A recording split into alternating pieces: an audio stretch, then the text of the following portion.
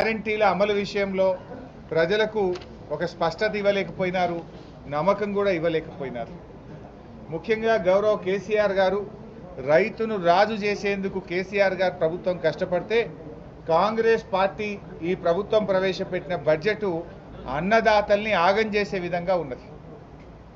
ఎన్నికల ప్రచారంలో రైతులకు కాంగ్రెస్ చెప్పిందేమో చాంతాడంత, బడ్జెట్లో ఇచ్చిందేమో చెంచాడంత. రైతు భరోసా ఇస్తామని చెప్పి ఇవాళ రైతులకు బడ్జెట్లో నామమాత్రపు కేటాయింపు ఇచ్చారు. అంకెలు మార్చి ఆంక్షలు పెట్టి అన్నం పెట్టే రైతన్న నోట్లో మట్టి కొట్టే విధంగా ఈ బడ్జెట్ ఉంది. రైతు బంధుకు రామ్ రామ్ బలికేటట్టు, రుణమాఫీకి మొండి చేయి చూపేటట్టు, పంటల బోనస్ బోగస్ అన్నట్లుగా ఈరోజు బడ్జెట్లో కేటాయింపులు ఉన్నాయి. ఎందుకు ఈ మాట అంటున్నామంటే ఆర్థిక మంత్రి గారు స్వయంగా బడ్జెట్ చదివేటప్పుడు ఏమన్నారంటే వ్యవసాయ రంగానికి ఈ బడ్జెట్లో 19,746 కోట్లు పెట్టినామన్నారు. ఈ 19,746 కోట్లలో ఎస్టాబ్లిష్మెంట్ ఉంటుంది కదా, జీతాలు, ఎస్టాబ్లిష్మెంటే ఓ 3,000 కోట్లు పోతుంది.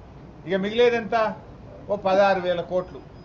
మరి 16,000 కోట్లలో రైతు భరోసా ఎట్లా వస్తుంది, రుణమాఫీ ఎట్లా చేస్తారు, రైతు బీమాకు నిధులు ఎక్కడివి, బోనస్ ఎట్లా అమలు చేస్తారు, మరి అదేవిధంగా పంటల బీమా ఎట్లా చేస్తారు, ఫామ్ మెకనైజేషన్కు నిధులు ఎక్కడివి అంటే మొత్తంగా ఈ రైతులకు మొండి చేయి చూపించింది కాంగ్రెస్ పార్టీ.